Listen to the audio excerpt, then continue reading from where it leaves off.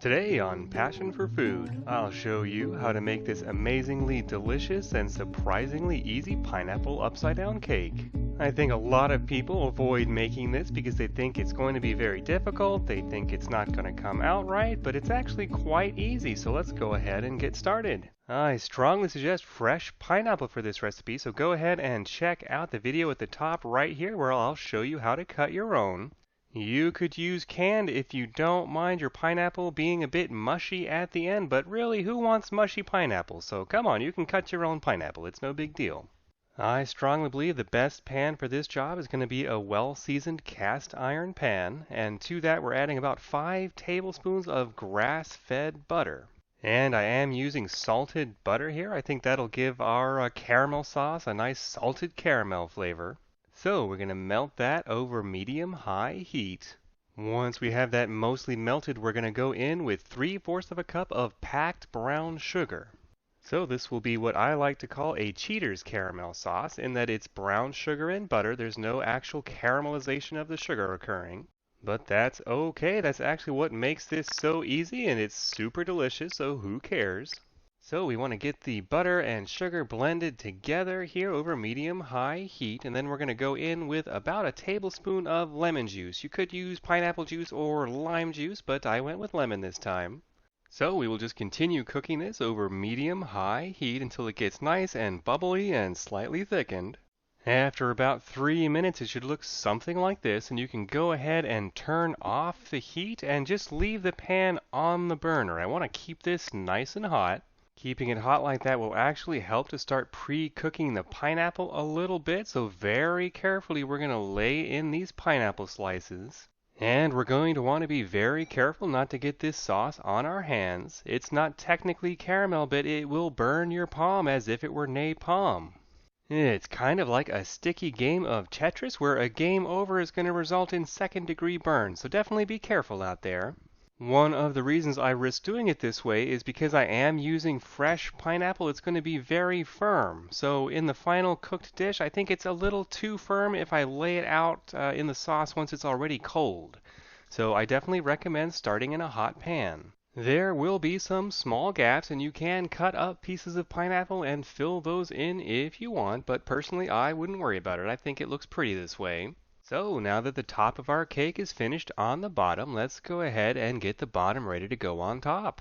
Don't mind my stylish towel here, I just use that to keep the bowl steady, and we're going to be using a half a cup of grass-fed butter for this, along with half a cup of sugar, 1 large egg, and at that point I like to give it a little mix to kind of get everything emulsified together, kind of like the creaming stage of making cookies. Although this is probably unnecessary, it's likely just a habit on my part, but I'm going to keep doing it anyway. So to that I'm going to add a half a cup of buttermilk. I like the tanginess that brings to the party, as well as 1 1/2 cups of all-purpose flour, 2 teaspoons of baking soda, not baking powder, and then we just want to get that all nicely mixed together. We are going to wind up with a pretty thick mix here, somewhere in between a batter and a dough. It definitely shouldn't be pourable, but nor should it be kneadable. So once that's ready, we're going to go ahead and basically just dump this on top of our pineapple topping. You do want to kind of spread it out as well as you can. The key here is to get the middle covered, but leave little gaps around the edges. You don't want to go all the way to the edges of the pan. The reason being, it'll be much more prone to sticking if you go all the way to the very edge of the pan, which is not the end of the world. You can always go around the outside with a knife once it's cooked to pull it off if you need to, but I definitely recommend leaving a little gap, thinking ahead that way.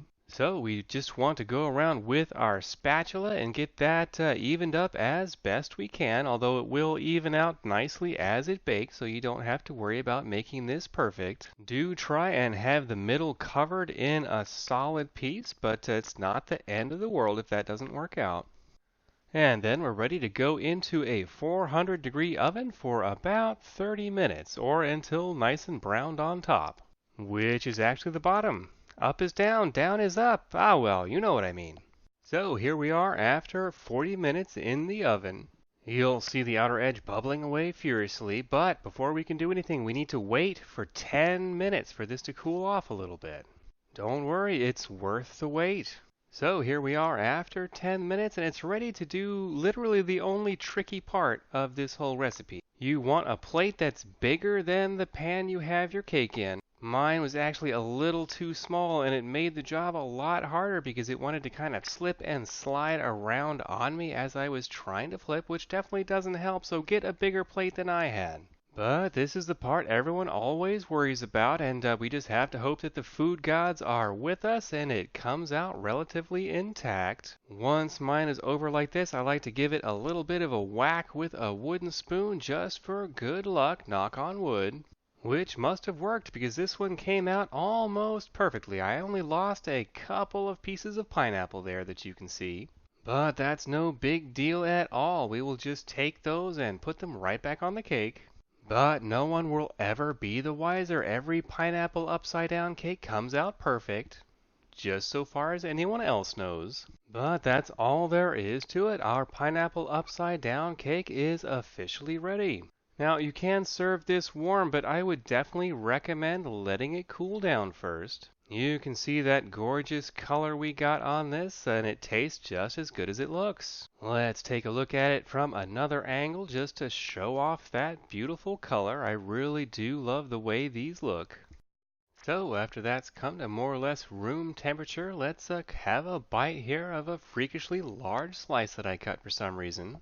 And I really love that buttered caramel flavor we get from the sauce and the little bit of zip and tanginess from the pineapple and the lemon juice. It really is super delicious and super easy, so I hope you give this recipe a try soon. I hope you've enjoyed this Passion for Food episode. If you have, please give me a thumbs up below and consider subscribing and hitting that little bell icon to be notified of our future episodes. This has been Graham with Passion for Food.